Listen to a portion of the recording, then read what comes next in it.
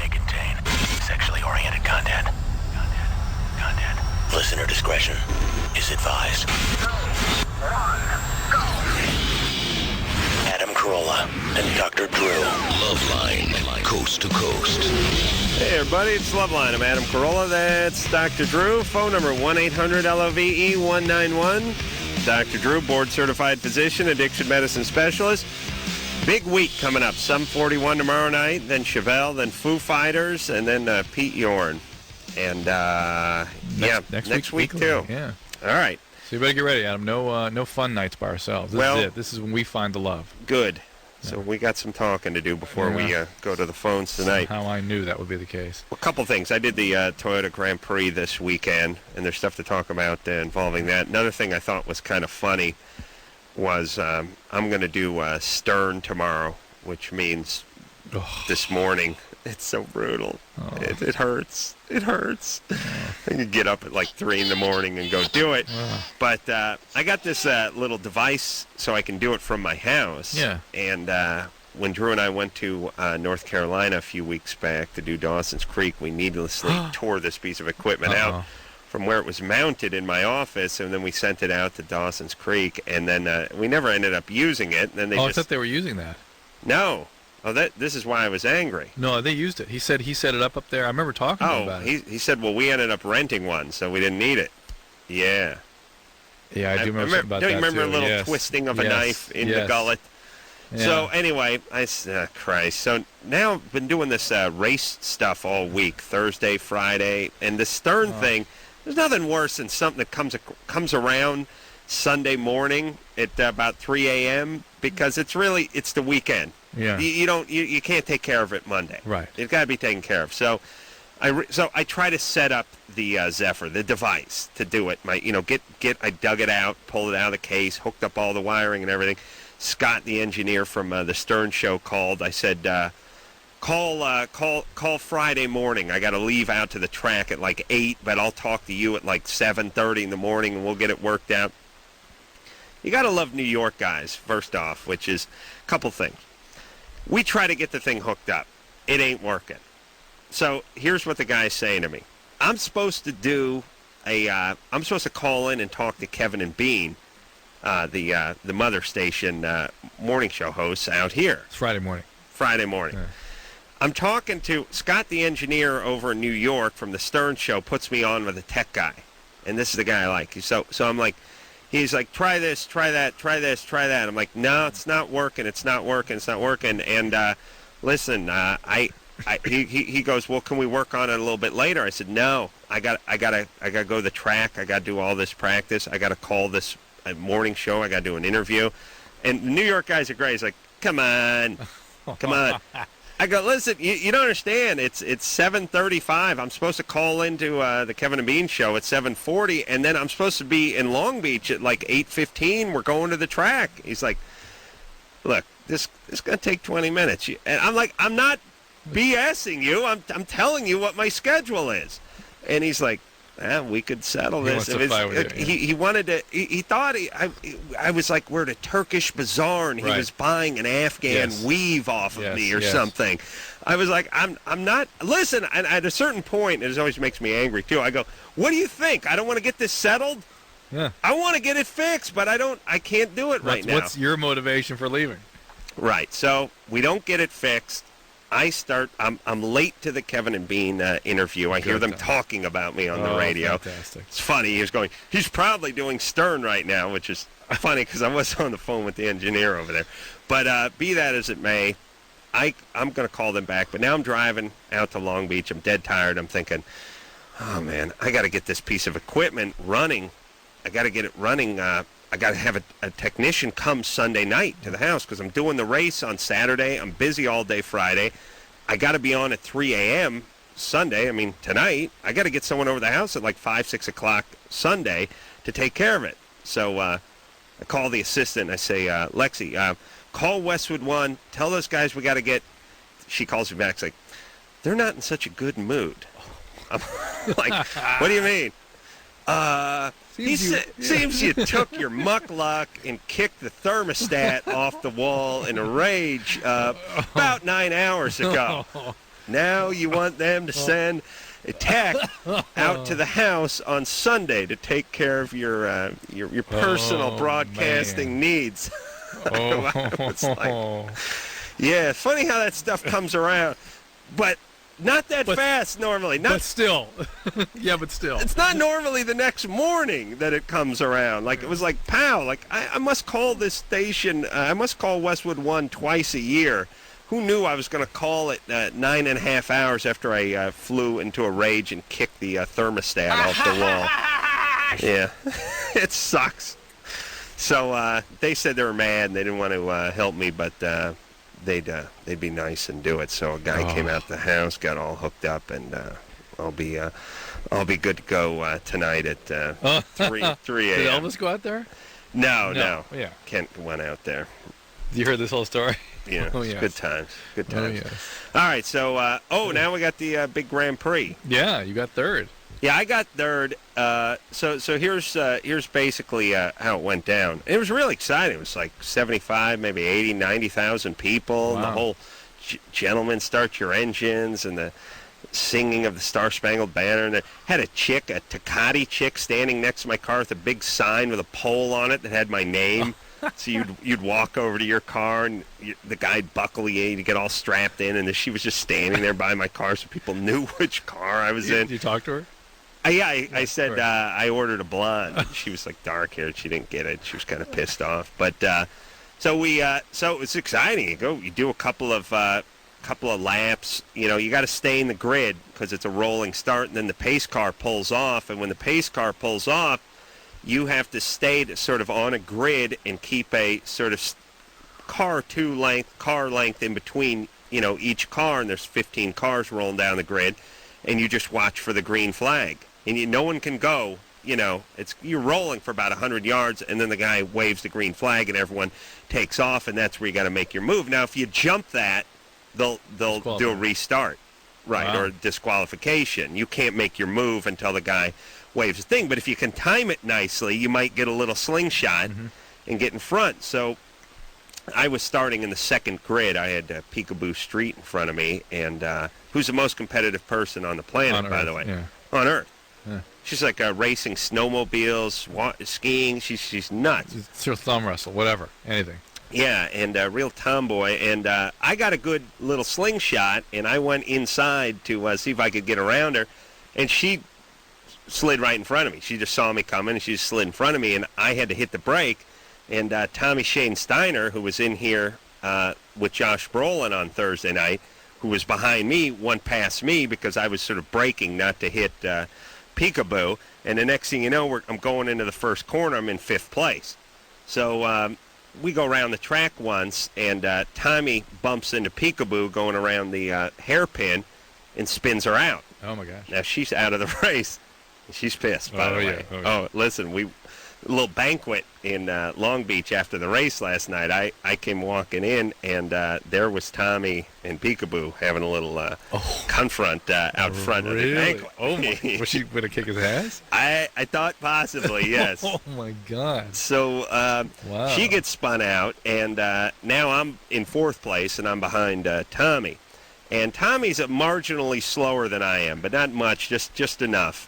And he's not letting me pass. He's cut me. He's doing what he should do. He's blocking me. He's in front of me. He's blocking me. He's taking my line. The cars are equal. I might just be a shade faster, and I can't get by him. And now I don't want to do anything crazy because they keep stressing to everybody because everyone's crashing during practice and everything. And Buzz Aldrin went through 3 cars. I've seen him. I saw him go through 3 cars, for Christ's sake. God. And they're stressing, look, if you do something stupid, you're going to take yourself out of the race. You're going to take someone else out of the race, maybe more. Yeah.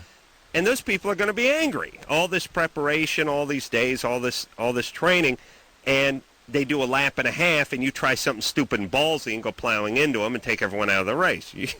They're going to feel like Peekaboo feels. They're going to be angry. So I thought, all right, well, I'll just ride up the guy's ass for a few laps. He'll screw up, and I'll get past him.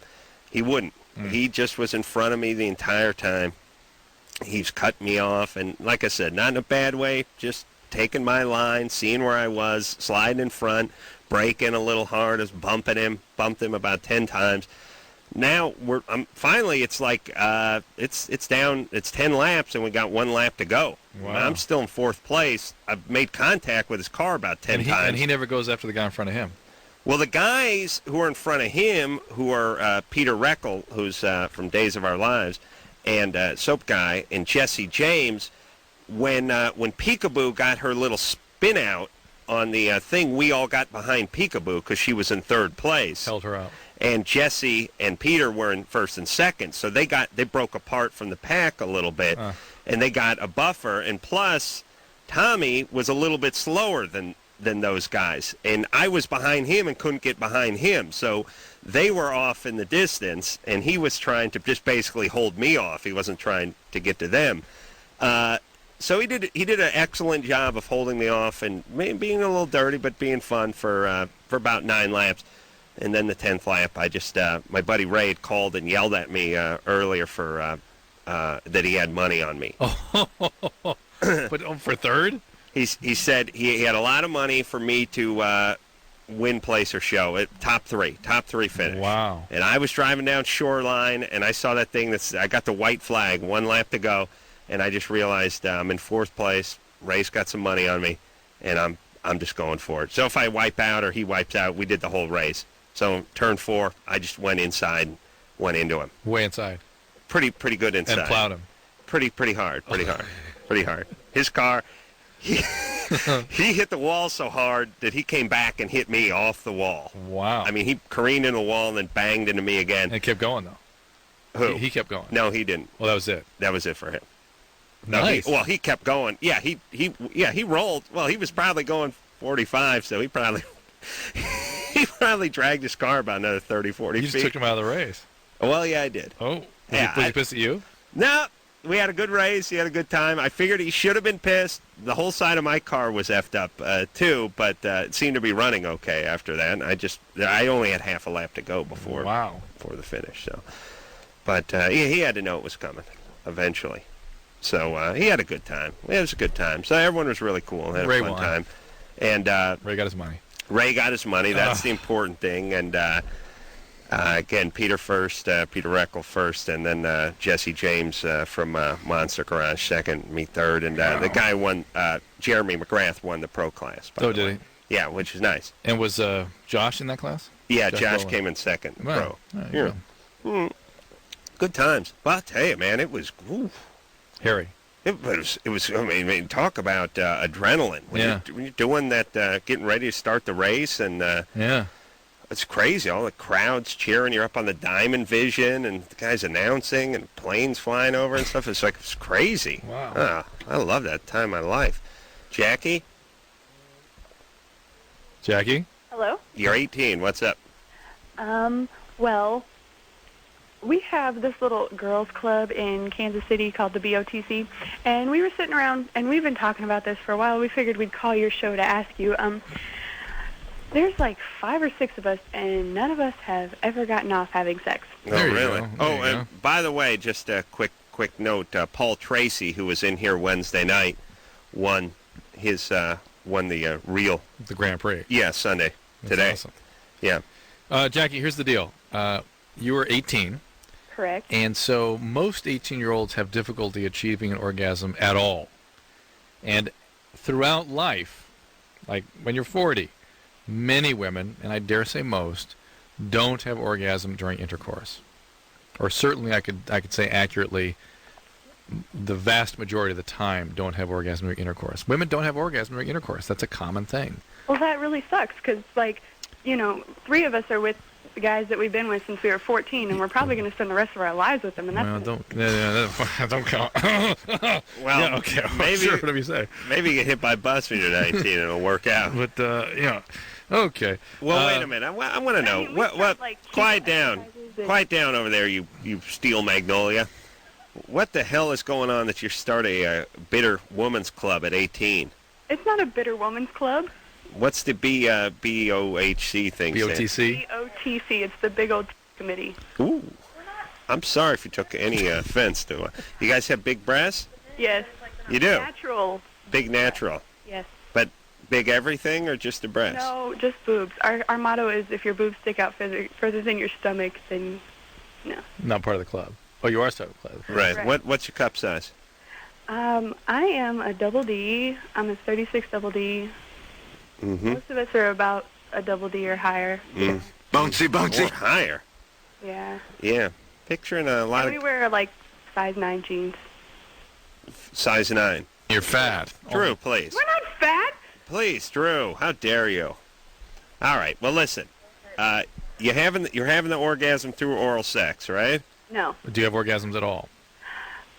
Some of you do, some of you don't, right? Well, yeah, a few of us can get off with, like, manual stimulations from our boyfriend. Right. And that's that. And by ourselves, of course. Oh, everybody can by themselves. Well, yeah. No, not everybody. Not Jackie. Huh? Not you, Jackie, or you? Oh, yeah, me. No, it's another club, another member of the club that she's defending. I see. Well, Jackie, listen, this is normal for age, and most women throughout their life will only have orgasm during intercourse, and at your age, very few would have it during intercourse. Now, of course, we'll have callers going, I beg to differ. Of course, there are millions and millions and millions of women who do have orgasm with intercourse, but statistically, the majority do not. What's up with that? Jackie was from Kansas, but what is that sort of middle of the country thing where you're 18, you're ready to call to life? Yeah. I've been with Merle since we were 13. We got 2 kids. We're looking at Some farmland? We're looking at some land. He's I want to raise organic sprouts. He says emus. That's the way to go. But it's less fat than beef, and they can use their corneas on transplants. So they just the animal that keeps. I'm 17. I'll be 17 in June. You know, it's like really what? Really? When I was 18, I thought I was going to be an astronaut. Yeah. Like I was just sitting around beating off, wondering. Geez, am I going to watching like Get Smart after school and thinking about what I was going to do? Like I was getting married, starting clubs, sitting around, getting a big ass, eating a bunch of fried cheese. What is that in the middle of that? Like it's weird. Like in that part of the country, people seem to sort of settle into whatever their life is going to be pretty fast, and then here. You see people in their early 30s sitting at Starbucks writing a manuscript and doing nothing all week. Like they're an arrested adolescence their whole life. And they're adolescents. They skip adolescence. Yeah, there's some factory gig they take, or some joins the military, or someone gets pregnant at 16 or 17. There's got to be. I'm trying to think of where that place is. Arizona. There's got to be a happy medium. Colorado, Idaho. Okay, Idaho. Colorado. All right. Victoria? Yes? You're 14? Yes. What's up? Hey, I want to know, what does it mean to, pop your cherry? It means to rupture the hymen. There's a sort of a narrowing in the vagina when you're a virgin, and it gets sort of torn or opened. And that's what they're talking about. And I had one more question. Yeah. Actually, I had two, but one is really small. First of all, do you still make new shows of the Man Show, or do you still make new episodes of that? Oh, you're gonna see new shows of the Man Show for some time, but then that'll be it. Oh, you don't make any more? Well, look, let's not get focused on what I'm making. If I have a stash of Man Shows that you have not seen before, regardless of when they were made, you can enjoy them. Yes? Whatever. Yeah. You'll be sure to tell them, too. You just watch that Comedy Central, you watch the Man Show, and you'll see new ones. Well, They probably ran a new one tonight. You and I have something coming up. We have a Crank Yankers on April 23rd. April 23rd, they're going to show ours. Our Crank Yanker. And then we have Dawson's Creek this Wednesday. Oh, yeah. That's going to be humiliating. Yeah, it'll be interesting to see how they put that together. Be prepared. Be afraid, Drew. Be very afraid. It could be good. I mean, it could be. It was in Josh's hands. I trust him. Yeah. Then again. Yeah. All right. We'll see. I was so sleep deprived that whole trip. I don't really remember going. All I remember is that you and I, the bloom was off the rose with the sort of film production for us. And we sat around all day I think we were trying to recall sitcoms from the 70s and their theme songs. We just try to amuse ourselves like prisoners whenever we do something. Yeah. Here's what I really remember from that entire Dawson's Creek experience. The car that was supposed to pick me up to take me to the airport to leave for Dawson's Creek did not show up. Yeah. And then when it came time to leave North Carolina, the car that was supposed to take me to the airport did not show up. But we got to see a cool battleship. Yeah, we did see a battleship. Jeremy? Yes. You're 25? That's correct. Your question is going to have to wait. All right. We're going to commercial. Sounds good. All right. What is this question, Drew? He's lost his confidence from a lot of rejection. Mm-hmm. Now what? Okay, well, hold on. Yeah, Josh? Jeremy. Yes, sir. We don't need your kind here. Yeah, just cry and masturbate. Like Adam did. It worked out eventually. No, hold on. We'll take a quick break. We'll be right back.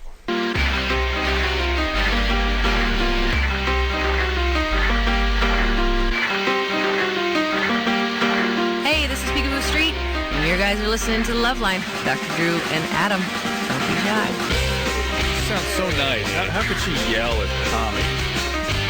She's an exquisitely competitive person, and I don't know what that is with that competition business, but it makes a difference. Hey, this is Peekaboo Street, and you guys are listening to the Loveline with Dr. Drew and Adam. That's why she sounds nice. She's compensating for that competitiveness she has. Maybe.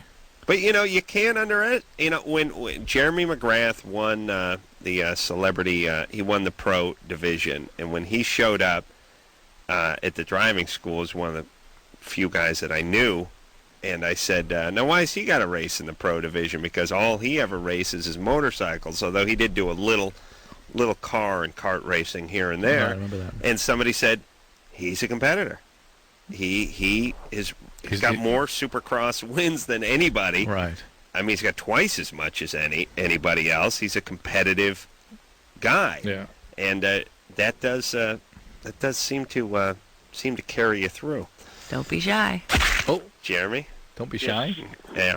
Speaking of Jeremy, you're 25. Correct. And you've lost some confidence. Yeah, it's been about 4 years since I've been on a date. 4 years. Yeah. And how did the last date go? It was fine. It was with my girlfriend when I was going to college in Indiana. Oh, okay. So that was a date, but it was your girlfriend. Right. I'm not sure if that counts as a date, really. That's just, it's been 4 years since you've been in a relationship. And 4 years since you've had a date. Have you tried asking people out? Yeah, I do. And I get stuck in the quandary of having... needing to have confidence. No. Forget. Don't analyze it for us. Just answer the question. Have you tried asking them out? What happens when you ask them out? Usually they just blow me off or just say, you're a nice guy, but, or said... Is there anything about you we should know? Is there anything unique or different or might handicap you in some way? Oh, no, not handicapped at all. I don't mean literally handicapped. I mean in terms of the eyes of these people you're going after. Is there some sort of thing that they might make note of or be different about you or that could handicap you in that regard? I think I'm pretty shy. All right, well, let me size you up there, Jeremy. 25. What's your sign? A Capricorn. Capricorn. You want to describe yourself? I knew it. How much do you weigh? About 230 pounds. How tall are you? A little over 6'1". A little over 6'1". And what do you do for a living? I manage a coffee shop, and I'm a bouncer at a strip club. Yeah. So are you asking strippers out? No. And you're now, what kind of shape you in? Because you sound a little heavy. About average, a little heavy. I lose about 20 pounds or so. I'll tell you, I got to be honest with you, men hold it against women when they're a couple pounds overweight, except for black guys. They actually crave that in a woman. But women hold it against guys that got a couple extra pounds on them, too. That wouldn't be a bad place to start. Getting yourself in shape, shedding that 20, 25 pounds that you're a little extra you got on you, They give you something to focus on and then something to feel good about. You work out? Good. You work out? Yeah, I do. All right. And then who are these women you're asking out? Where do you meet them? That sort of thing. Mostly I just meet them at the coffee shop I work at, and then just around town with like friends and stuff. How often are you asking somebody out? I haven't asked anybody out for about a month or so, but before that it was every couple of weeks or. Yeah. And no one would go. often. And no one would go. out. He's a little shaky. Women can't stand that. They see fear, and they're cruel that way. They really are. Mm-hmm. I mean, they're like bad. They're like used car salesmen. If they think you're not too confident, they'll take you for everything you got. And I don't know what that is. It's really cruel if you think about it.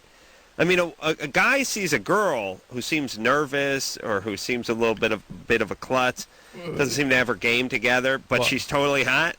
We pounce. Hell yeah, it's Well, better that way. But think how cruel we are. We are if you're defenseless in some way, is how we see it. Bring it on.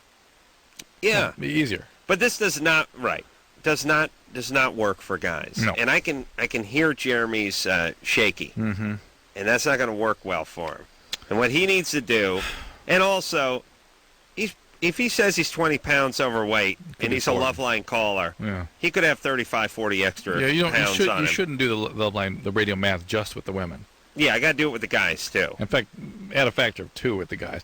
Yeah. Because they don't get on the scale, but every so often. And be that as it may, probably also shouldn't be sort of broadcasting his evening job. I'm not so sure how many women are going to really just be into that. Okay, so You know what I'm saying? here's the deal. Focus on working out, eating a little better, and see if you can drop that 25, 30 pounds. And maybe get a career going. A little. Number one. Number two, focus on a career. That always helps with women. And again, women, they don't care about money. They care about whatever it is you do that gets you the money. Mm-hmm. The money is sort of a byproduct of what you do, which they don't mind you having, but they're much more turned on over you doing what you want to do. This is your position in life theory.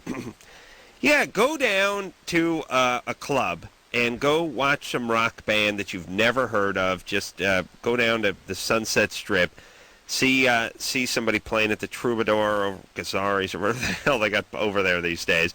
You'll see tons of hot chicks worshiping the person up on stage, and the band will be a band you never heard of. Yeah. And they're not making any money, and they're all going back to their crappy job at the Gap or the gas station during the day. But the point is the guy's doing what he wants to do, and there are women out there who are willing to sleep with him because he's doing that. Mm. And Jeremy is not doing that. Mm. All right, and you got to booze it up. You got to take the edge off a little booze. Marie, Yes. you're 23. Yes. What's up?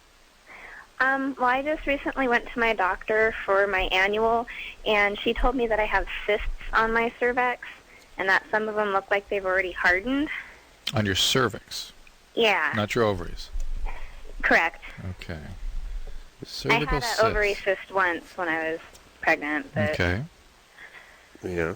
so I'm just kind of curious what they could be caused from, or because I haven't got my results back yet. I'm not quite sure what they're describing. I mean, there are polyps that can form in the cervix. There are fibroid cysts, and I'm assuming that's what they're talking about here. Yeah, because she used to call them cysts. And they're glandular cysts. There's all different kinds of little cysts you can get there, but none of which are really anything that would amount to anything. I guess the fibroids might be an issue to you in terms of fertility at some point, possibly. But that's Okay, it. what could they be caused from? Just being 20. It depends what kind we're talking about, but they can be normal. Okay. So it depends. You have to ask those kinds of questions.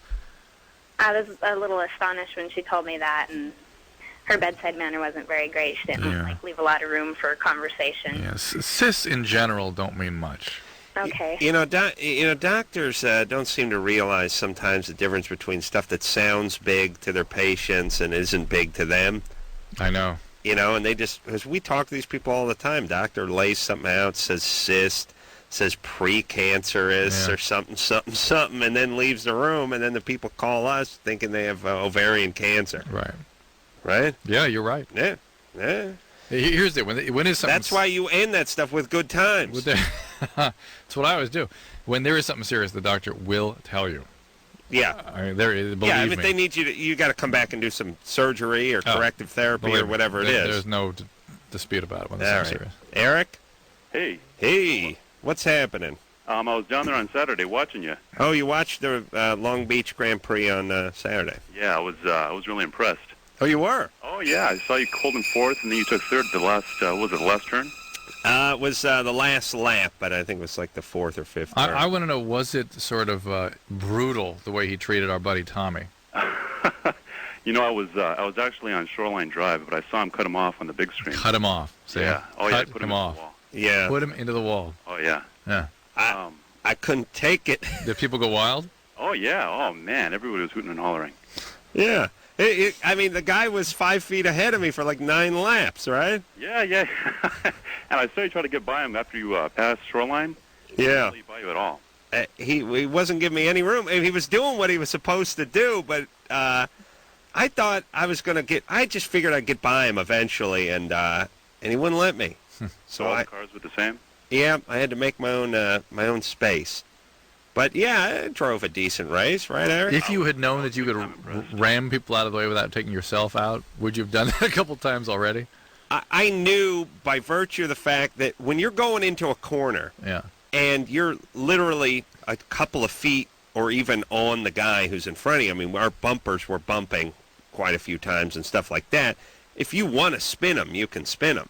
I mean, if you want to slide in and jack them out of there, you can do it. It's just considered sort of dirty pool. And again, you don't want to do that to someone on lap 3 when they've been training for this thing for the last month. So you do it on not lap 10? Yeah, that's right. Yeah, okay, yeah. 1 lap to go. Yeah. Well, actually, I had about half a lap to go. Sure. All right. Well, so you were impressed, right, Eric? Actually, it might sound kind of cheesy, but I bought a program. I was going to see if you'd sign it for me. Yeah. Yes. You can come down here tonight? You guys going to be there until midnight? Yeah. I want to see the program. Can I get with somebody to get directions down there? Yeah. Tara, don't call me Tara, goddamn it. Just said put a puss on. She was like, oh, Christ. Where are you coming from? I'm coming from Diamond Bar over in the Pomona area. You better get moving. Yeah. Yeah, it's probably a little late. But I will sign it for you. Could I cruise down there on another night? Yeah. Yeah, we'll work it out. Oh, you guys are over at Westwood 1, right? Yeah. Right. I talked to Tara. Yeah, all right, buddy. We'll put you on hold. Yeah. There you go. I don't know. But we're not going to do this anymore. What? Let people come down here? Yeah.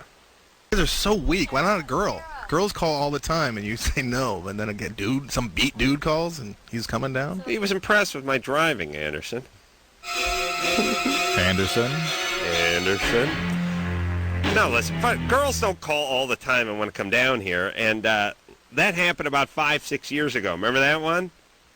Had an extra 50 pounds on her, and I had to drive her home. Oh, yeah. Bad times. Yeah, that's the end of that. What happened again since? That girl said she was hot, and she came down, and she was more scary than hot. Yeah. Oh, maybe that's it. Yeah. But you didn't drive her home. No. If she'd been more hot than scary, I would have driven her home. Logan? Yeah. You're 23. What's up?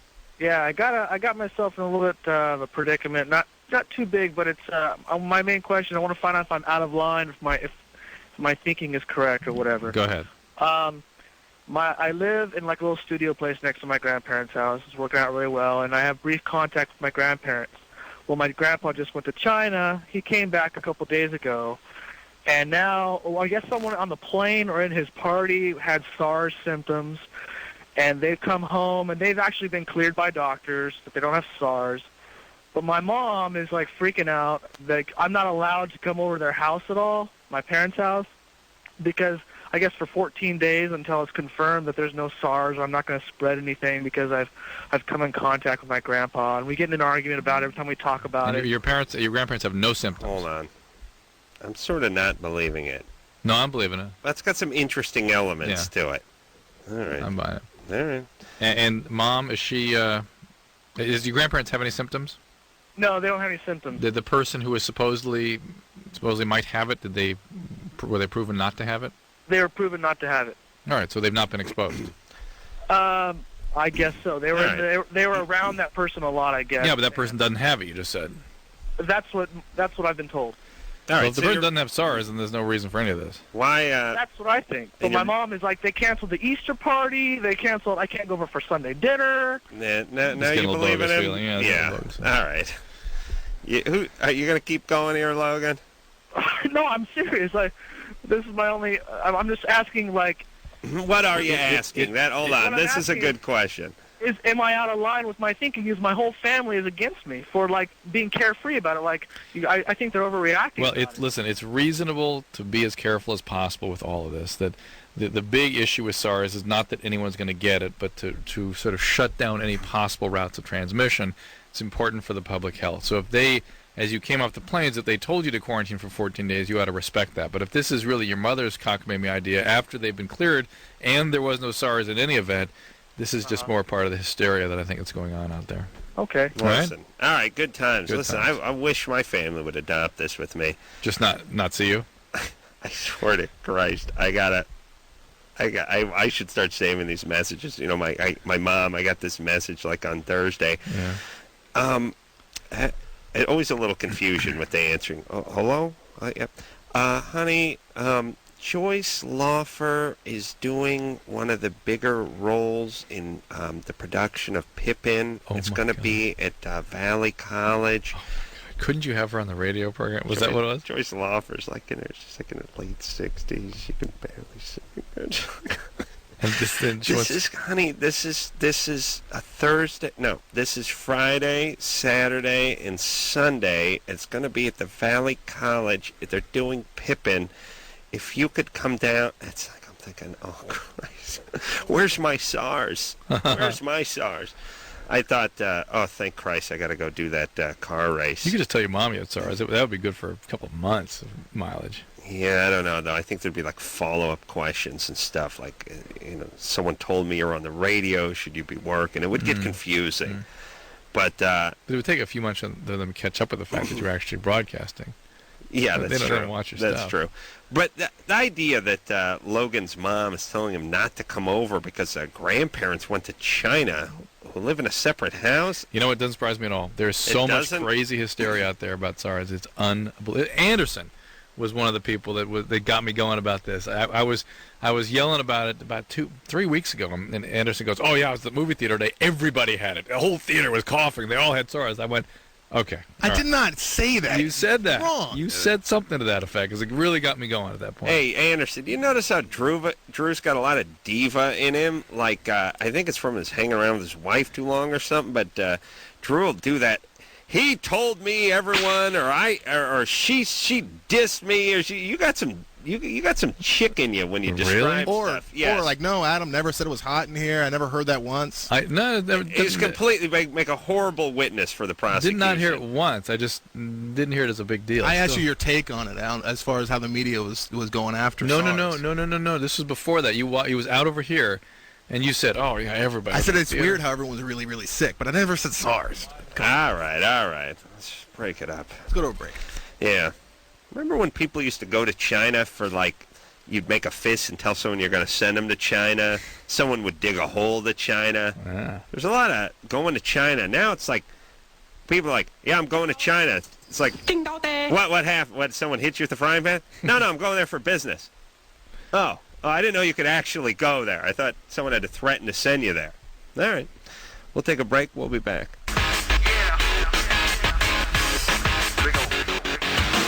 Hey, everybody. It's Loveline. I'm Adam. That's Dr. Drew.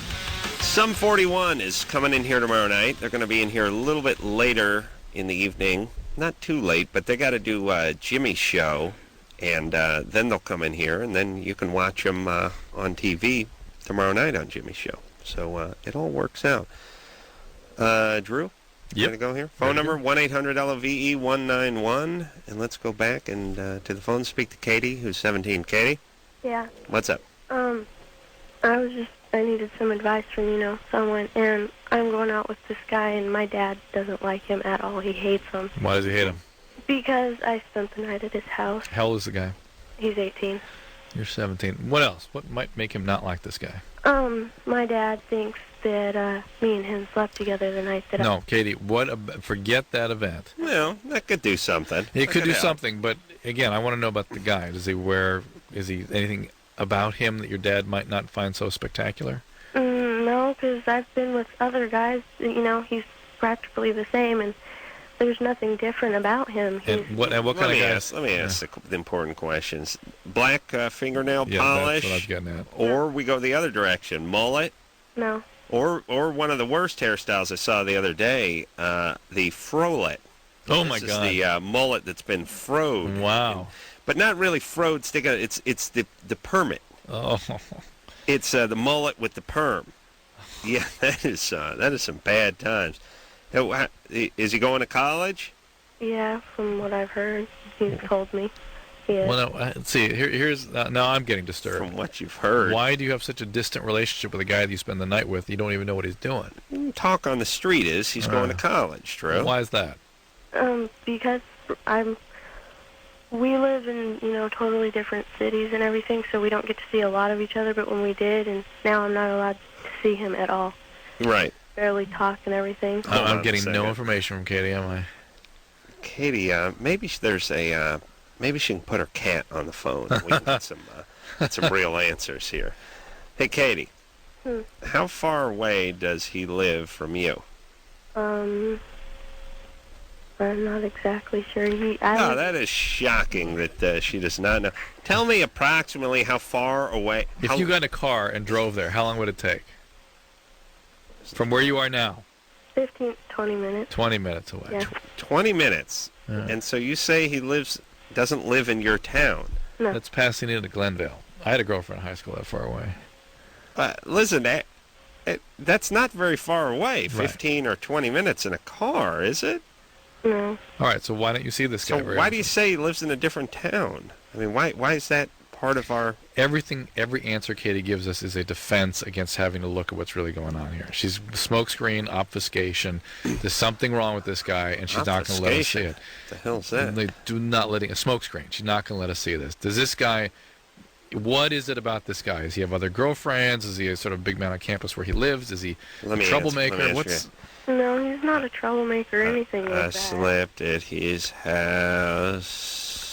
My dad hates him. Yeah, my dad hates him. How do you know? Now you say he says he goes to college, but you would have no way to verify that because he lives 15 minutes away? He's told me that he is, but I'm not sure about that yet. Why? How many times have you seen this guy? Huh? How many times have you seen this guy? Quite a bit. Yeah. Go to hell. Just get the hell out of here. I just did quite a bit. He's around. What does that mean, by the way? And here's the whole thing. Here's what I want to say to everybody. If you mean what you say, then don't say it in a sort of cryptic way. Like you go, does he go to college?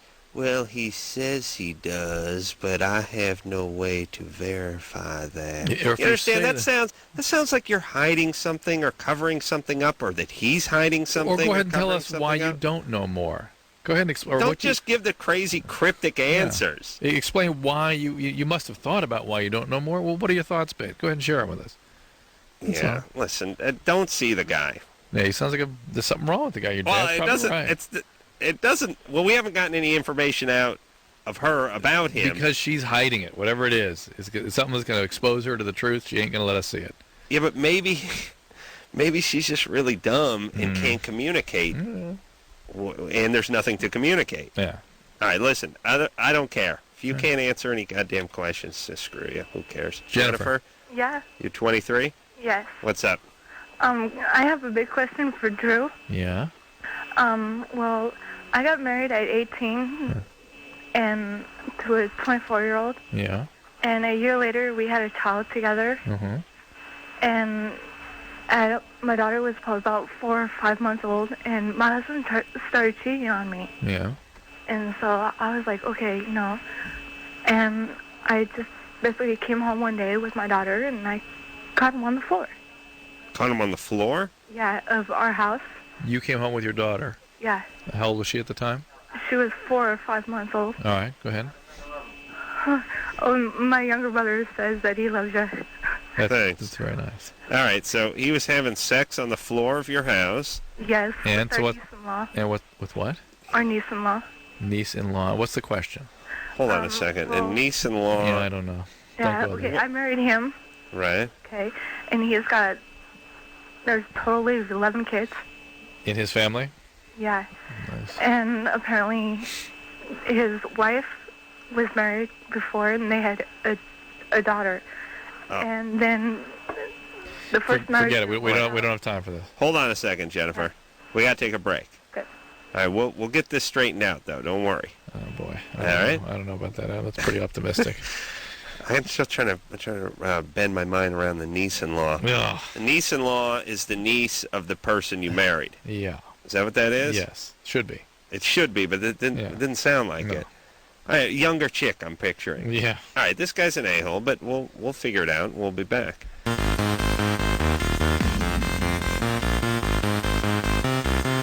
Hey, everybody, it's Loveline. I'm Adam Carolla. That is Dr. Drew. Fun, I had this thought about 25 seconds ago. I thought, I better lay off the coffee. I got to get up at 3 in the morning tonight and do that Stern show. Pow. Vente size coffee bean. Rolls through the door. Goes right through the door. And this is a place where I got to blow Brian to get a little Sanka. Hey.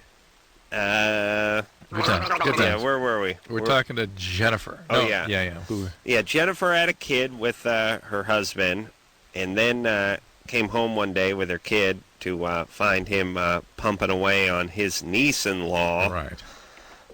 You know, the niece part makes her sound young, but the in-law part makes her sound older. So this may be a push. You know what I'm saying, Drew? Yeah. It's like you hear niece, right, he's banging an 11-year-old. You hear Right. in-law, you hear now she's 52. Right. She could be like the sisters, Marge's sisters in The Simpsons. So how old was the niece-in-law he was having sex with? Believe it or not, she's older than me. Yeah. There you go. He's going to be 31 here in September, And she was. and she is going to be 30. All right. Anyway. All right. So what's the question? Well, now I've been separated from him. I filed for divorce and everything, and he said okay with it. And then I was pushing to get it finalized on the second behalf of their divorce, and he just said no, whatever, and he decided to skip town. Well, he came back and everything, and he started bringing cocaine into my house, and it caused a big problem. And CPS, that works with the state, they got involved, and they took my daughter away. Oh, boy. And I haven't seen my daughter since September the 6th or 7th. This is how old a child? She's going to be 4 next month. So you were doing cocaine, too? No, I can't do it. I'm allergic to it. Hold on. Who's allergic to blow? I am. What happens? What happened? She gets really high, grits her No. teeth, and makes plans to reseed the lawn the following morning. No. Yes, that's what happens to me. Even when I lived in an apartment, I was going to work on the lawn. What happens? I get really, really sick. I get a little dizzy, and I start puking, and I start going into convulsions. All right. Well, that's not an allergy. Okay. But anyway, they... But they can't... Cocaine does cause seizures. So So why did they take the child? Why didn't they take you out of the home, too? I left. I decided to leave after I tried to get the marriage to work, and it didn't work. You left the child with their husband? Oh, well, what it is, do you guys know what Dilantin is? Yes, a seizure medicine. Yes, that's for anticonvulsants and everything. You have a seizure disorder? Encephalitis, yeah. I've been diagnosed with that since I was 14. You had encephalitis when you were 14. You've had seizures since. Yeah, and I've been clear for... So they felt... Jennifer, try to track with me here. So they felt that you were incapable of taking care of the child then? Well, they knew I was capable of taking care of the child. Why did they take... Why did they take the child? It was because of him. They found the cocaine So in the why house. didn't they take you and the child out of the home? They took the child out of the house, and then Why didn't they take you and the child out of the home? No, they just took the child. Why didn't they take you and the child? It's just impossible. Listen, tonight is ridiculous. You know, you say to someone, how old was the niece-in-law? And the answer is, she's older than me. You'll never believe it. She's older than me. Yeah. Again, when does... I just mean when you when you bring your car into the mechanic and he says, how long have you had the car? And you say, I got it after the car before it. No, longer than you can imagine. What the hell does that mean to anybody? Yeah. How come we can't get a goddamn number or piece of information out of anybody who calls this show? Not tonight. Not tonight. Not any night. All right, so what's it going to take to get your daughter back, Jennifer? I won't get her back. Ever? No. Way more lots of missing information. We're missing a lot of information here. And listen, all you screwballs who call the show and just give us these guys came in and took someone away for no reason, or I'm in prison for no reason. That's not the whole thing, though. I know. There's plenty. I'm concerned about all these guys that are coming after me. And, I'm still married to my husband. Yeah. Even though I've been separated from 2 years now. What guys are coming after you? A whole bunch of Mexican guys. Mexicans? You mean to try to have sex with you, that kind of thing? Aye! Yes. I married a Mexican. Oh, that's the name of my sitcom. And it's coming out on WB. It's called I Married a Mexican. Hey. It's great. We do that thing where we put tape down the middle of the apartment, and I say, Paco, you stay on that side. This guy's always got a mariachi band. He's over there with his uncle oranges. who's dressed like a bee? Yeah. Oh, no way. Yeah. Aye. All right. The Tucson. You got these Mexican guys coming after you. Yeah. Why? Because they love my body and they know who I am, and they think that because I married their best friend that they can be with me. Sure, of course. This Mexican tradition would have it. You get to F the wife of one of your buddies. Mm-hmm. Well, see, the whole thing is that I've been separated from my husband for 2 years now. Mm-hmm. Was that the whole thing? That's the whole thing. I see. When I first fell in love with my husband, when we were boyfriend, girlfriend, and everything, there was 10 guys, and I was the only girl. Yeah. In the apartment. Hold on a second there, baby. Uh-oh. I'm afraid where she's going with that. All right. You're starting to get the feeling that maybe them taking the kid away wasn't such a bad plan. Listen, they don't take kids away from mom unless it's some really compelling reason. And really compelling. Sort of the never getting her back thing, but that's not really her problem. Yeah.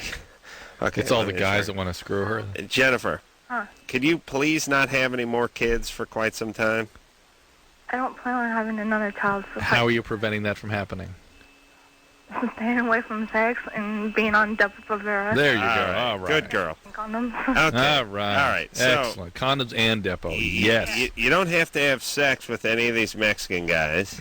No, but the guy that I live, my husband, his best friend, I'm in love with his brother, and I've been with his brother for 5 years now. Uh-huh. Oh, boy. And my husband came home and caught us one time going at it in the room. Was that before you caught him? It was after. After. Yet you'd been seeing this guy I got even. I was thinking I was getting even. Yeah, of course. Of course. So, you know, ultimately, I think you're getting even with yourself, though. Yeah. I mean, your version of your life strategy of getting even is like saying, it's like me saying, oh yeah, I'll show you, Drew. I'll cut my balls off and I'll shoot it at you with a wrist rocket. Yeah, got you even. We're even now. You got hit in the face with my balls. That would hurt. All right, baby. Yeah. I feel so sorry for you guys. Listen, baby. Listen. Don't get pregnant. Stay away from the coke and the Mexican guys that are chasing you. No, and good time. With one of them. All right, that's good. Listen, Jennifer sounds a little impaired. Impaired. Yeah. Impaired. Yeah. That's right. Loco, is the Mexicans would say. Oh boy. Okay. It's like I think in terms like, wow, she needs like a leash or something. You know, somebody walking her on a lead. You know? Not even a leash. One of those sticks with the noose on the end of it that the animal control people use. Yeah. I don't know. Oh my God. All right, just please, no more kids. That's all. Yes. And some therapy. Find Jehovah. All right. We're starting over again. Okay, but listen, all you screwballs out there, you know what? Convert to Judaism. Because magically you'll get smarter and you'll get a little better sense of family. I'm a Jew. Let me tell you what goes on. The only people that convert to Judaism are the Jews don't need converting to Judaism. Yeah. And who don't need Judaism in their life. So? All you got is that ditzy blonde. She's the second trophy wife of the orthodontist Jewish guy, you know. Dr. Finkelstein over there divorces. He meets, so he's dating his receptionist, who's 28 years younger, and he forces her to convert. She's chewing gum and typing all day, reading Us magazine. She doesn't give a rat's ass about any of the Judaism crap. And your point? My point is I don't need her becoming Jewish. Oh, I see. Jennifer, I need becoming Jewish. Got it. I'm not Jewish. It's wasted on Finkelstein's secretary. That's right. But this is a good religion for straightening people out. Okay. And you born-agains out there, I would have thought that would have been a good plan, but I met too many of you, and it ain't working. You go Jew, your IQ goes up 35 points when you sign the Jew paper, Drew. You go born-again, you're giving away like 25, 30 IQ points when you sign the born-again paper. You understand that? I'll do some research on that. Sounds very compelling. Christy? Yes? No, Drew, seriously. Would you like to see a study on the IQs of your standard Jew and your standard born-again? Yeah, but the problem is about 55 points? The problem is most of the Jews came from stable family system. Their attachment was ambivalent at best. And then the born-agains usually come from very chaotic systems where born-again is supposed to be a solution to the Drew, trauma. that's your scientific mind. I say it's got to be in the yarmulke. That actually does something to shield the brain. No, it channels satellite waves. We got to test those yarmulkes. I'm sure there's a magnetic force around those things. It channels information from space. That's what I'm thinking. Yeah. Part yarmulke, part satellite dish. Christy? Yes. You're 30? Yes, I am. I want you to go Jew. I'm not going to go Jew. Come on, baby. It'll make you smarter. No. What's going on? Well, I've had this relationship going for 15 years, on and off. We are each other's first. Since you were 15? Since I was 15. Mm-hmm. And I've gotten married, and he's had a kid with somebody else, and every time we both have a breakup, we end up back together. Mm-hmm. Why are there people breaking up if you're both married? Well, divorced. After we're divorced already. You've both been divorced? Yes. Well, he was never married. He had a child with somebody else. All right. And I was married for 6 years. And you got divorced. And I divorced. And Did he break up with the mother of his child? Yes, he did. All right, so then you guys got back together. Well, what's wrong with that? Yeah, well, it's like a friendship thing with benefits. Yeah, it makes sense. It's not a total commitment. Yeah. But it sounds like you guys are sort of like each other's life preserver. Something, yeah. But yet somehow you both sense that there's really, you wouldn't be good together in a relationship over time. It would sort of spoil this, huh? Well, I'm not really sure. Well, if one thing you lose your life preserver. Yeah. You guys have this sort of thing where'd you run to if this one didn't go right? This is the one you sort of always give me one of these. Have available to it. I can't stay in another relationship because I'm totally in love with him. I have been since I was 15. Well, there you go. Ooh. So and he doesn't feel this way about you? I'm not really sure. Well, let's paint the picture. This guy has a child out of wedlock. He's moving around. How's he doing with his kid? Doing really good. Really good. And he's not the kind of guy that goes to woman, you know. How often does he see his kid? Every weekend, pretty much. All right. And what do you mean he doesn't go woman to woman? What does he do? He's not promiscuous.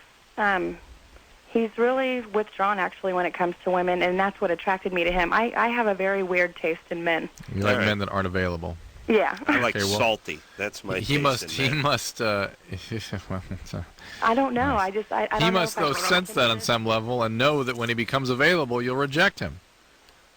All right. So, look. So he has to stay unavailable. You're both single right now, right? Yes, we are. All right. Just take him on a picnic and talk to him. Tell him you love him. That's the thing. We talk all the time, and it's like we have this friendship with benefits. Yeah, but listen, no more benefits. You tell him you're tired of living this charade. Yeah. Use the word charade. It'll confuse him momentarily, and you probably get him to commit. But I can't because he's the only person that can get me off. Yeah. All right. Yeah, that's why she can't use the word charade, Adam. I can't. Because he gives you an orgasm? Yeah.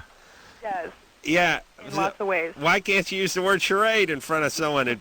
Drew's give me 1,000 hand jobs. I use the word charade all the time. There it is again. Worst name for a car ever, by the way. Ever, The Daihatsu Charade. Well, it's weird because I thought it was just a sex thing or whatever. Yeah, well, no such thing exists. Just tell him you want to be in a relationship. You guys have been there and done that 1,000 times. You're 30 now. Yeah, but... All right, but who cares? You're going to argue with us now. Let me tell you what I finish every butt with, who cares? Yeah, whatever.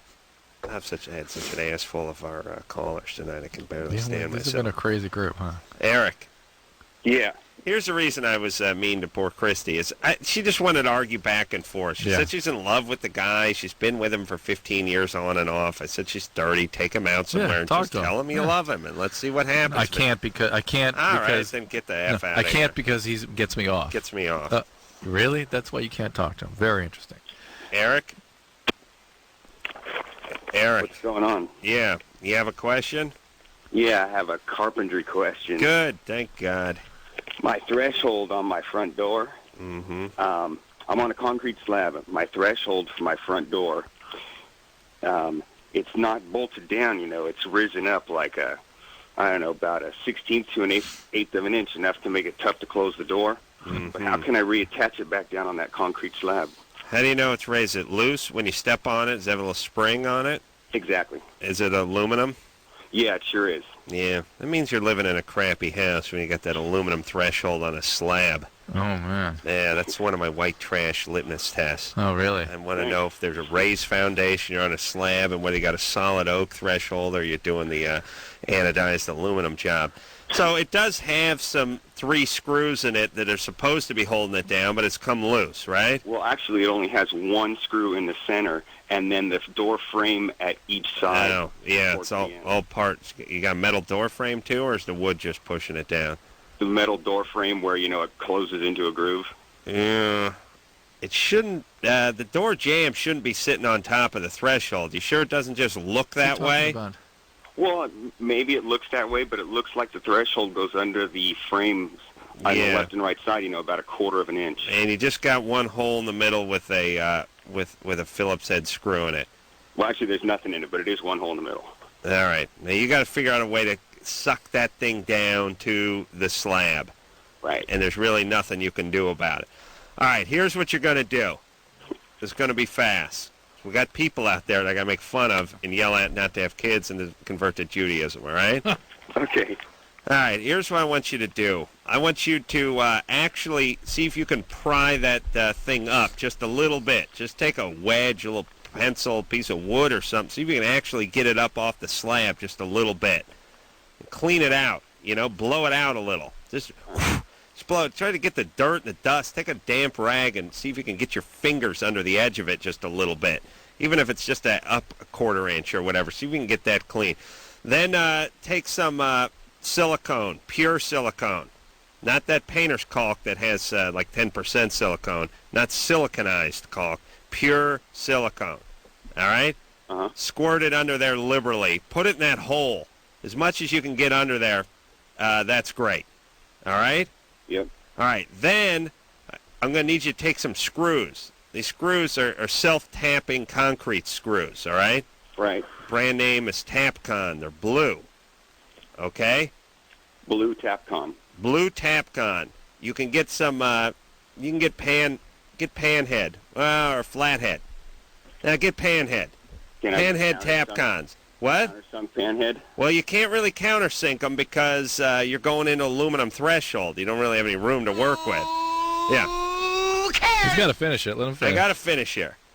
That Tapcon will come with the bit that works for the, if it's a, 3/16 Tapcon screw, it'll come with a bit that's, 5/30 seconds or something. You drill the hole and you just screw it down right into the concrete. You don't have to get into the concrete.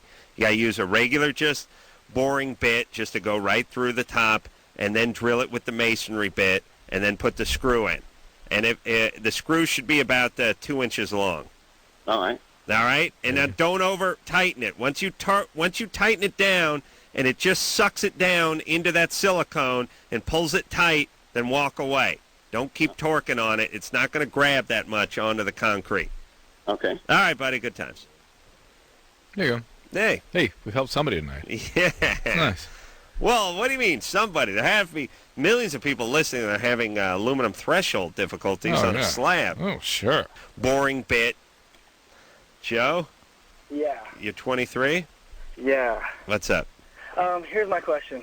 I've had multiple partners, And in the past, they could be lying to me, but pretty much every single one has said I've been, like, really good in bed. Right. The girlfriend I've seen now. Wait, how does that work? They announce that to you at the end of the evening? Yes, they say it was kind great. of like a little general thing. Like, like, in passing, they kind of said that it was like, I'm really, really good. Yeah, you know when you're good. Well, yeah, I think so. Yeah. So, I'm kind of convinced. I kind of believe it, at least, maybe not every single one of, like... All right. So what? So, anyway, the girl that I'm seeing now, it's been, like, 6 months, and she's never, ever had an orgasm. Mm-hmm. And it's been 6 months since we've been together, and she still hasn't had one. It's coming to the point where it's starting to, like, give me anxiety. I'm starting to have, like, problems even, like... Yeah. With, Don't get erect. So I guess my question is, like, what kind of... Is it possibly a medical condition, or is there anything that I should do? Is she on any medication? She's on the pill. On the pill. Sometimes the pill will do that to people, certain versions of it. Actually, before that also. Because she was with her ex for like a year and a half, maybe 2 years, and he never gave her an orgasm either. She never gave her an orgasm? Well, he never gave her. Okay. Yeah, what... she's only recently been on the pill. All right. And what kind of things you tried? Positions. Well, look. Wait, how old is she? Quiet down. How old is she? She's 19. 19. A lot of 19-year-olds. A lot of 19-year-olds cannot have orgasm. Easy. It's just very common. But she can't have one. I don't think he's trying oral sex. But I've done that too. I've done I've been there to the point where like my jaw fell off. Right. Like all my exes who've been like 18, 19, 20, 21. Never had a problem there. I've never had this problem before, and I've a lot of women have that problem. So I was like, yeah, whatever. All right, let's quiet down. What? You're calling from Riverside. You on meth? No, I'm not. What? Okay. How could that be? He's not calling from Riverside. You have to be on meth in order to get inside the Riverside city limits. How'd you make it past the checkpoint? I have no clue. All right. Is she bothered by this? No, she says it's fine. She says... All right, you've got to stop. One of the problems that men have is not thinking like a male. Because women, very often, particularly at that younger age, they're sort of predominated by the effects of estrogen. And in that setting, a lot of women are very satisfied by the experience of receptivity. Mm-hmm. Estrogen causes receptivity rather than orgasm. And so just the function of sort of taking someone in and feeling close and having that kind of sexual arousal around a receptive experience is very satisfying without orgasm. But he's... as a male, it's almost impossible to imagine that. But Joe's like an insecure ferret on a double cappuccino, and he's trying to hump some sense into her. And there's nothing women hate more than that. It's like, this isn't working. All right, we're going reverse cowgirl. Yeah. We're going wheelbarrow. No, I'm going doggy now. No, come on. And it like working. Yeah, tonight we're going to get this figured out. Tonight it's going to happen. You know? Yeah, they don't... And women goes... They don't like that it be worked on like some project that's got to be ready for science tomorrow's project, class. Car. Yeah, just relax. And Joe's all into... Joe's, that's I've been with other girls. How dare it? Listen, everybody. Let me tell you what your whole life essentially becomes. A bunch of stuff that never happened before happens. That's life. It's like being held up. Adam, hallelujah. I can't tell how often people, when I offer them a diagnosis, go, how's this possible? Well, but it's never happened before. It's not just physical stuff that happens to you. You're going to get in a car accident one day after not being in a car accident for 10 years. Mm-hmm. You're going to have somebody do something. Someone's going to dump you. Somebody's not going to have an orgasm. You're going to come down with some illness. This is all that happens. The longer you go, the more stuff that happens to you that hasn't happened to you before. A lot of it's good, if you think about it. Good point. You certainly wouldn't want things not to happen to you, because then you'd take the good stuff out too. And if you have a good life, more good new things that haven't happened to you before happen to you than bad, but there's always going to be a handful of those. Well said. All right, we'll be back.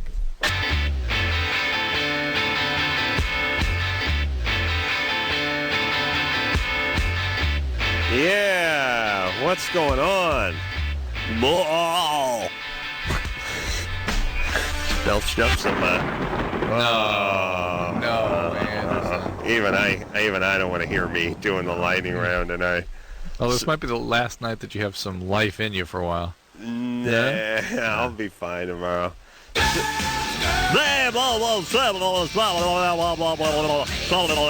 Candy stage 5. Candy stage 5. Let her know you appreciate her, fellas. I'm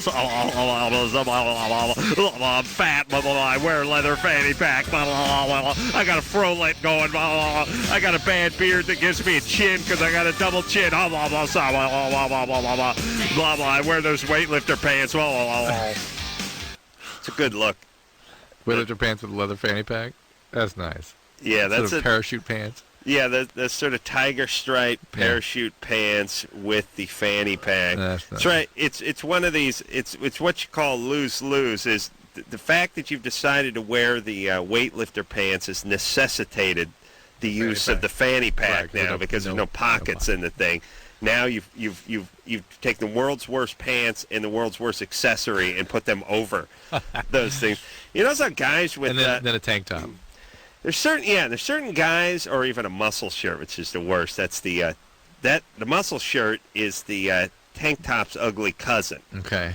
That is the T-shirt with the sleeves missing, which is not a tank top. Still has the crew neck on it. You know, there's those guys that like stuff.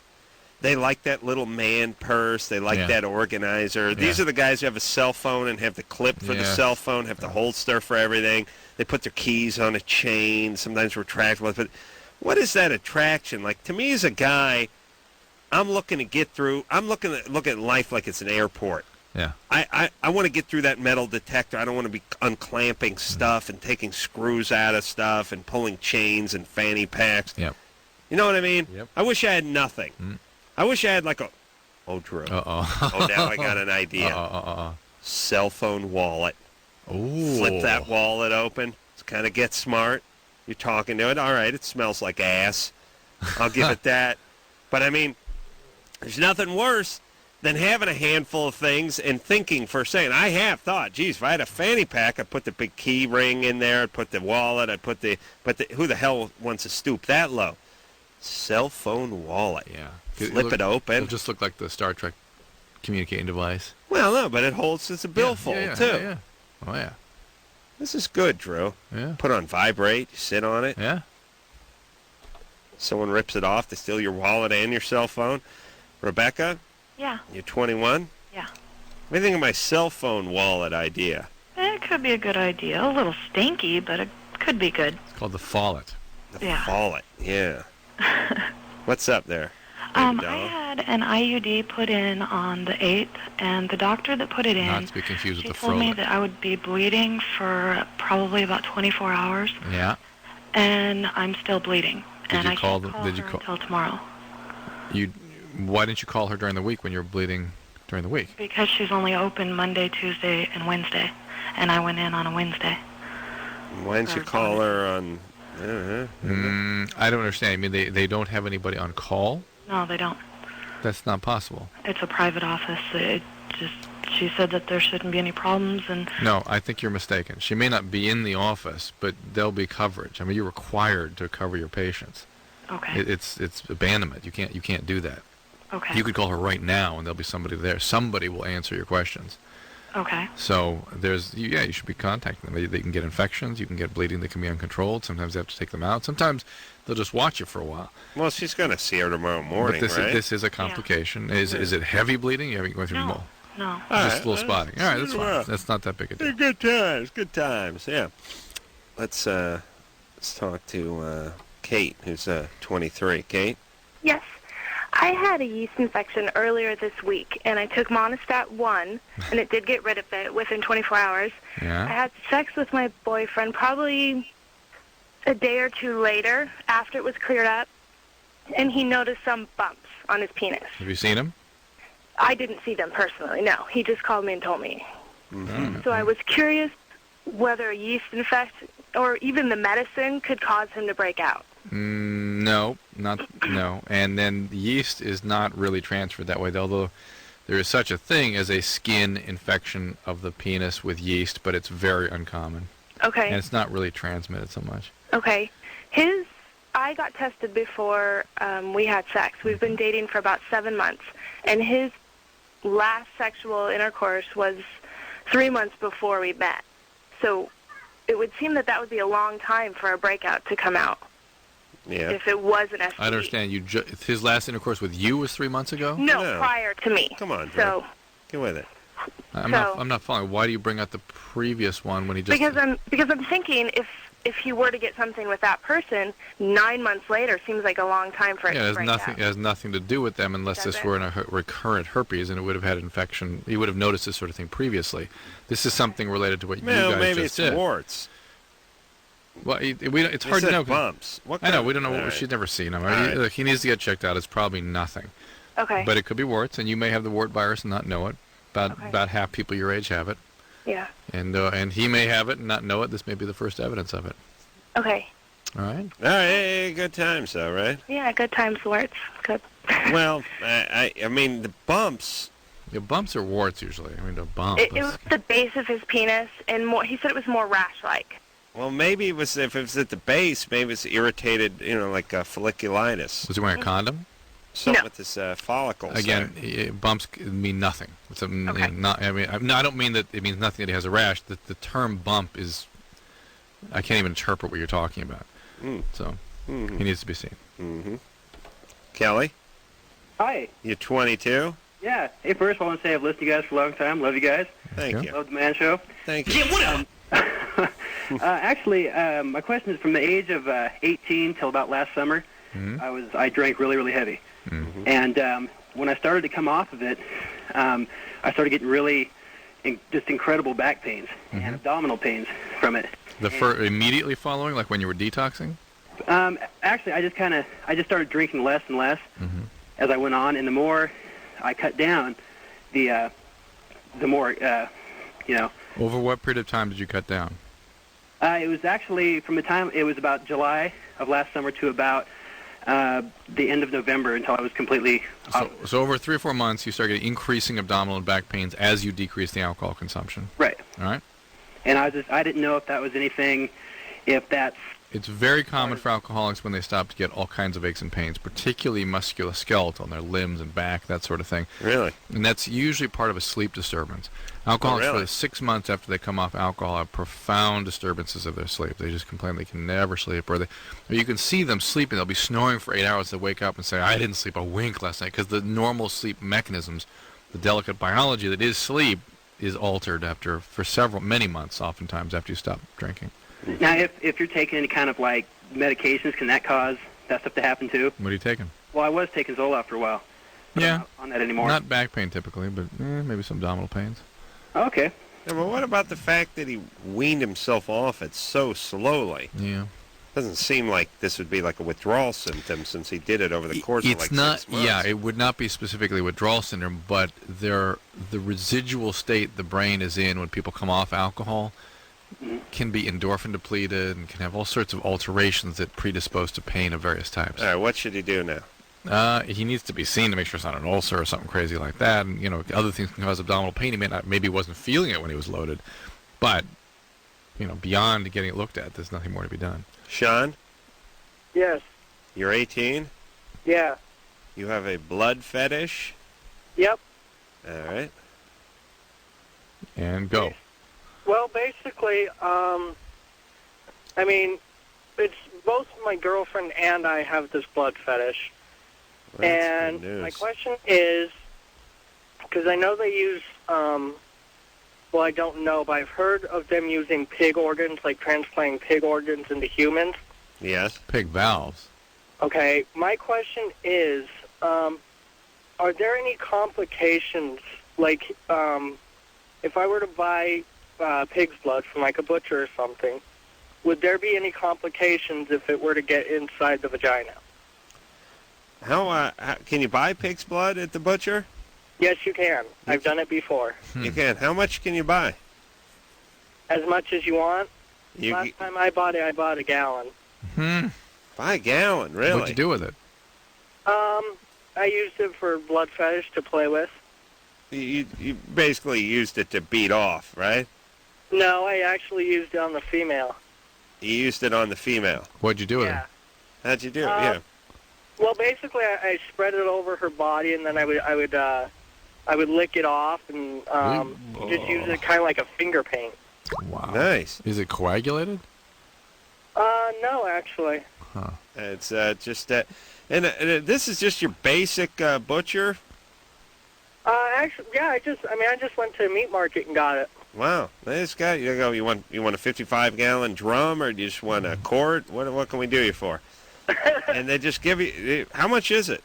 I paid $15 for a gallon. What do I could do it for 13. I could get you. I know guys. What do people use it for in real life? Same blood, 13. But yeah, what do normal people use it for? If you don't mind me asking. Cooking. Cooking. Pig's blood, lamb's blood, bat's blood is actually used in several recipes. For what? Bat's blood. Well, like there's an Irish recipe. It's called black pudding, and to make black pudding, you actually use blood. Sheep's blood. Yeah. All right.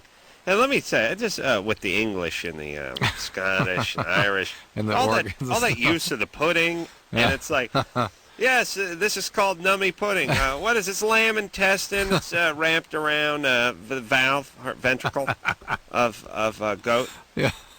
Okay, can we remove the word pudding from it, please? Please, if it's got brains in All it. right, you're right. We'll call it porridge. Don't put brain in pudding. It screws with us Americans. Yeah. I think pudding.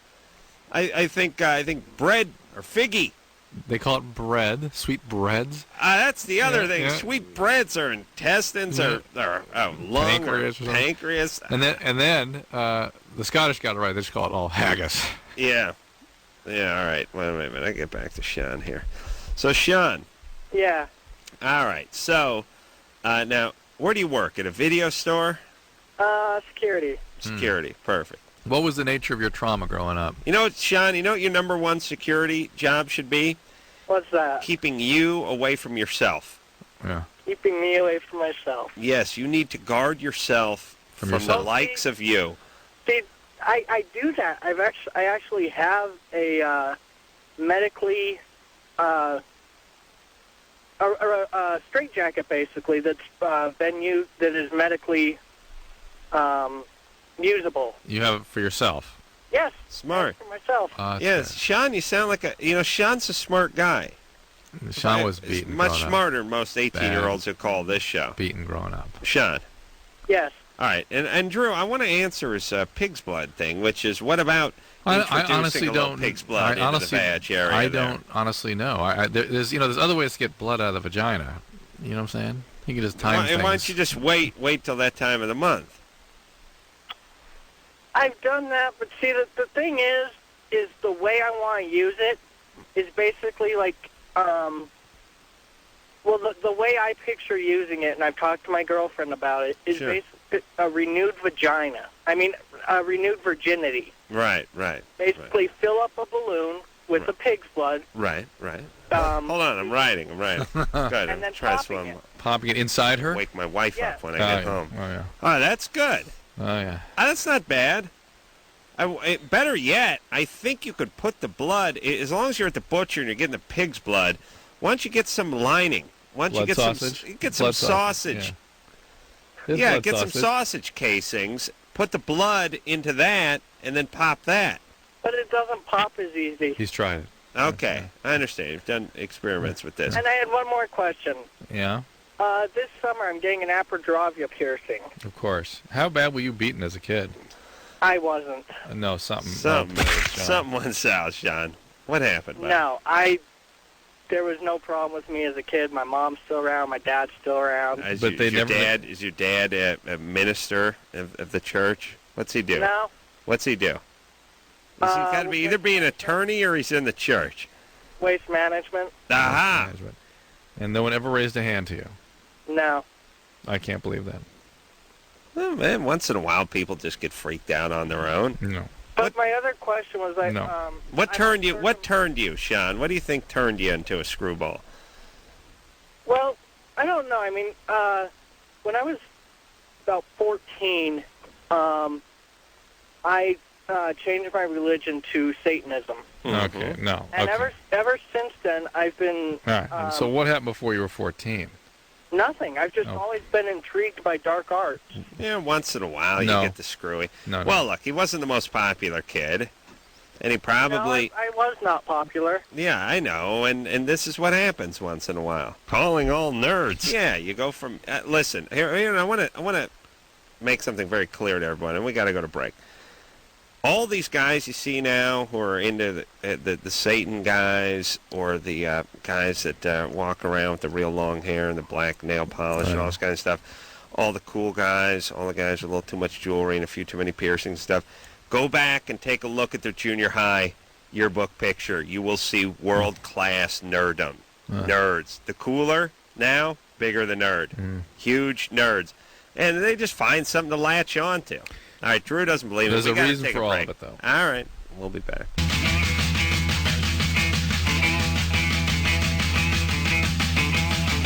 Hey, everybody. What's happening? It's Loveline, 741 in here tomorrow night. Let's hop back to the phones and speak to Brian. Brian's 27. Brian, you were at the race yesterday? Adam. Man, you are my hero. That was great. I was, I'm part of a medical staff that was working the race. I was right there at turn 4. I saw you were in 4th the whole way, man. I didn't think you were going to do so well. You tried to take them on, those about, the 7th or 8th lap there, and finally get up to the 9th, and you get it right there on that turn at, right there at turn 4, and you get right on that guy's right-hand side. What was that, Street, I believe it was? No, that was Tommy Shane Steiner who was in front of me. Yeah, there was too many S's in that race. You can't keep them all straight. That's right. I'm telling you. You send them right into the wall, man. That was absolutely classic. Thank you. Yeah, and he didn't go into the wall softly either. No, that was for sure. It's I don't know if you couldn't hold the turn there or what it was, but next thing you know, I hear the grinding of metal, and next thing you know, Well, here's what happened. I just decided I'm going way inside, and I'm going to pass. And he tried that a couple times, I noticed. He wouldn't give me the line, and I'm going to go way inside, and he's going to have to give me the room. He can't hold the line because if he holds the line, he's going into the wall, and he held the line, and he went in the wall. He went into the wall. That was the way it goes. Yeah. What was with the hand wave? Were you waving to say thanks or see ya or? I was just I was having a fun battle with him the whole race, and I was waving to him, and he was waving back. And you don't need two hands to drive a car, even if you're racing. Yeah. You can have your other hand free. You look pretty comfortable there. You had the one left hand kind of up on the door sill the whole way. I like to drive with my left elbow hanging out the window. That's safe in a Grand Prix race. It's a more particularly safe way of driving a. Yeah, well, it's tough because I usually, like I said, I drive with my knee most of the time. So having the one hand on there was a lot more than I'm used to. But you have a question, Brian, or you just saw the race? What happened? Because I was kind of trying to place where you placed in the race, and I was hoping to see you up on the winners podium there as 3rd place. Were you not up there? What was the deal? At the end of the race, they didn't really do any kind of formal presentation or anything. Everybody just came up to a little podium thing, said a couple of words, said hi, waved to the fans, and went back down. There wasn't any champagne flying around or any sort of formal Olympic-style podium that was going on, which was fine with me because I probably wouldn't have been up there. Right. But thanks for calling, Brian. Paula? Yes, hi. You're 23.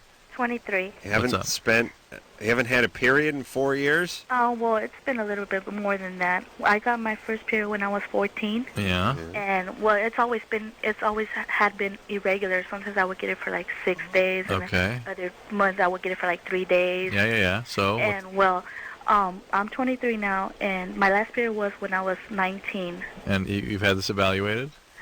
Yes, I went to the doctor one day, and they did a pap smear on me. Yeah. And when the pap smear came back, they said that I had 2 abnormal cells. Yeah. One was 2 centimeters, and the other one was 4. They go, well, you need to go to the emergency room and check it out, but I never went. And well, right now I'm like having a lot of pains in my stomach. All right, Paul, you got to get this. This is ridiculous. You got to get that checked out. You understand what those cells meant, right? Yeah. Well, yeah. Cancer. You know. Cancer. I never Potentially. thought of it until right now that I'm, Right. just And no one ever explained to you why you're not having periods? No. They Because, never used the term polycystic ovarian disease, anything like that? No, nothing like that. All right. Well, you need to go. There's no way we can speculate at this point without a lot more information. You need to go get tested, get evaluated, find out why. It's not normal to not have a period for 4 years. There's a lot of reasons that can happen. As far as the abnormal cells, that's a way of screening for cancer, and these are precancerous changes you have. Most of those go away, but some of them go on to cancer, and that needs to be followed up on. All right, we got to go fast with Krista. Krista, you're 14, your parents are crappy, and you're homeschooled, yes? Yeah. All right, and you're depressed. Okay. How about getting into regular school? Will they let you? I don't think so. Well, you want to try? Well, I never talked to them or anything, but they were thinking about it for this year, but then they decided not to, and then next year my mom's like, she's sending us to school. Okay. And, now she's talking about homeschooling again. You need to go. You need to talk them into it. Yeah. Tell them it's not about the education. You need to socialize. You need to join the real world. Yeah. We'll be back.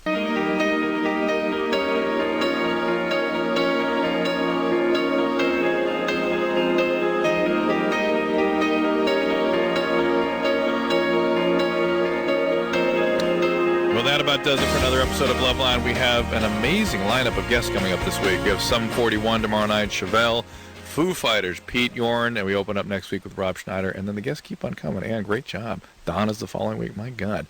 So, stay with us and tune in tomorrow for Sum 41. And maybe we're having someone, what's her name? Julie, and get in there. Julie Bowen. Julie Bowen might be in here tomorrow before Sum 41. So we got quite a list of interesting people coming in here. So, until that time, please join us again. This is Dr. Drew then on behalf of Adam Carolla saying mahalo. And I had one more question. Yeah. This has been Loveline. The opinions expressed on this show are not necessarily those of the staff, management, sponsors, or this station. The producer for Loveline is Ann Wilkins Ingold. Loveline is a presentation of Westwood One Entertainment.